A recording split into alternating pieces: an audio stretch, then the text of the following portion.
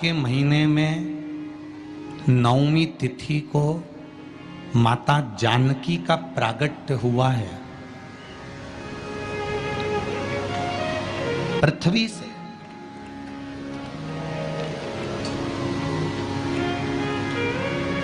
कभी एक विचार करिएगा कि नरसिंह अवतार वैशाख के महीने में हुआ, कुर्मा अवतार वैशाख के महीने में हुआ, हयग्रीव अवतार वैशाख के महीने में हुआ, परशुराम अवतार वैशाख के महीने में हुआ, माता जानकी का अवतार वैशाख के महीने में हुआ। आखिर वैशाख के महीने में, माधव महीने में इतनी महत्वता क्यों?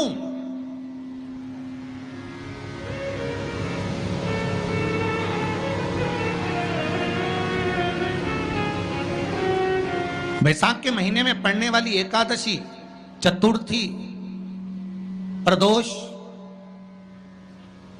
अमावस्या, पूर्णिमा, शिवरात्रि, ये सभी इतनी महत्वपूर्ण क्यों हो जाती है?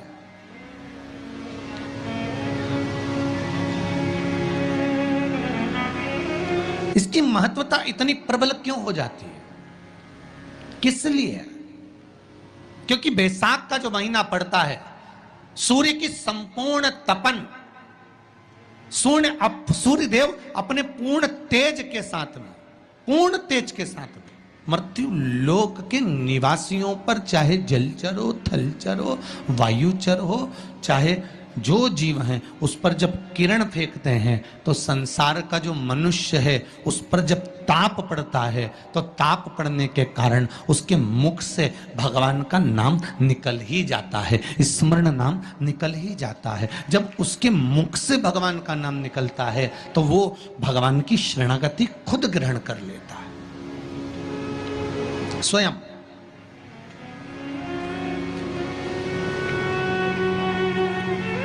शरणागति ग्रहण कर लेना। वैशाख की पोथी पढ़ते हो आप लोग? आप में से अगर कोई पढ़ता हो वैशाख महीने की पोथी, तो उसमें एक वर्णन आता है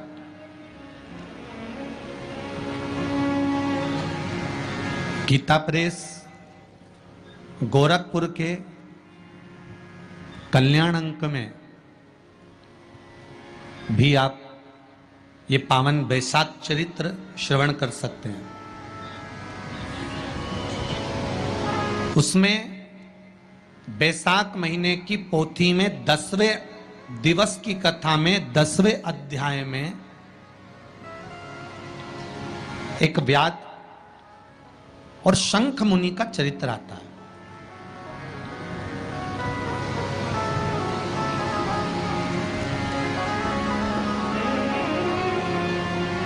शंख मुनि एक बार निकलकर भगवान शंकर के मंदिर में जल समर्पित करने के लिए जा रहे थे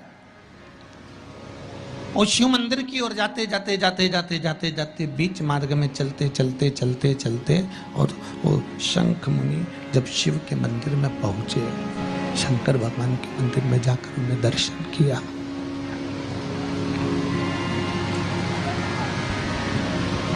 जल का पात्र उठाया और वो जल का पात्र उठाकर जब भगवान शिव को समर्पित कर रहे थे तो उसी समय जल का पात्र उठाकर जब शंकर भगवान को समर्पित करा गया और शंख मुनि निकलकर जब बाहर आ रहे थे, आते आते शंख मुनि के मन में एक भाव उत्पन्न हो गया कि जब हम भगवान शिव को कुछ वस्तु समर्पित करते हैं तो उसका फल, उसका पुण्य फल हमें कितने समय में प्राप्त होता है। ये शंख मुनि के मन में एक विचार जागृत हो गया, शंख मुनि के मन में एक भाव जागृत हो गया। एक लोटा पानी जो भगवान शंकर को समर्पित करता है, मरने के बाद तुम्हारी औलाद तुम्हारा किसी पवित्र नदी में तर्पण करे ना करे, तुम्हारा शिव को दिया हुआ जल तुम्हारे खाते में पहुंच जाता। आपने जो शंकर भगवान को एक लोटा जल दिया है, शिव जी को एक लोटा पानी चढ़ाया, शंकर भगवान को एक लोटा जल समर्पित करा है, शंकर भगवान को एक लोटा जल अगर आपने दिया है तो वो आपके खाते में पहुंचेगा जरूर, ये निश्चित है, पक्का है।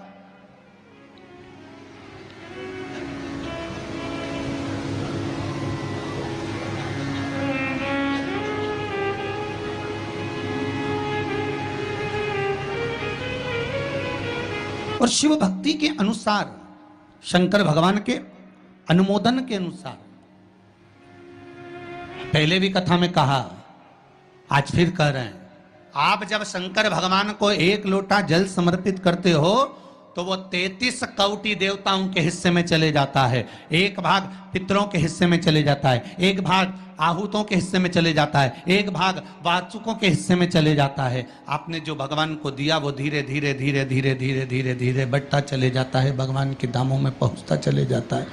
जिन जिन को आपने नहीं भी दिया, शंकर भगवान पे चढ़ा हुआ जल उन तक भी पहुंच जाता है। ये केवल आपकी निर्मल और आनंदित भक्ति के बल पर पहुंचता है, भक्ति के बल। भगवान ब्रह्मा और भगवान विष्णु ने जो मंथन किया, उस मंथन में जो शिवलिंग निकला और ब्रह्मा जी के मुख से निकल गया कि ये शिवलिंग जो निकला है इसके चरण कहाँ हैं, इसका शीश कहाँ है, जरा पता करा जाए। और ब्रह्मा स्वयं भगवान शंकर का सिर देखने के लिए जा रहे हैं और भगवान विष्णु मृत्यु लोक में नीचे तलातल में, रसातल में, पताल में भगवान शंकर का चरण ढूंढने के लिए जा रहे हैं, भगवान शिव का चरण।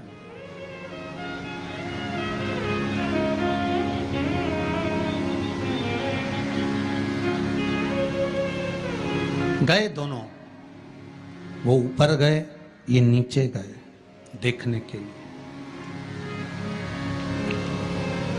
कई लोग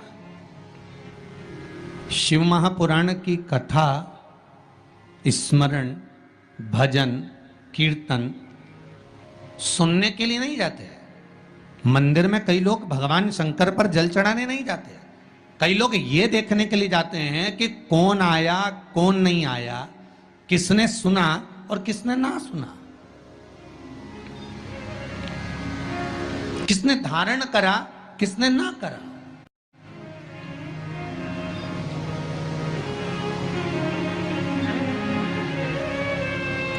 अब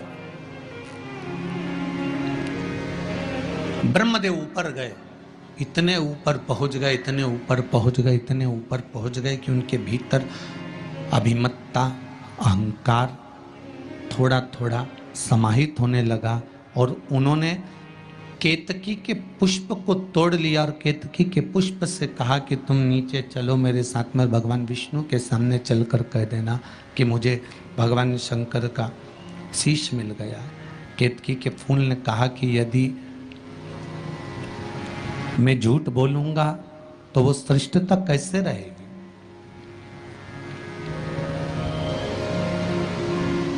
मेरे झूठ बोलने की श्रेष्ठता कैसे होगी, कौन मानेगा मेरी बात को।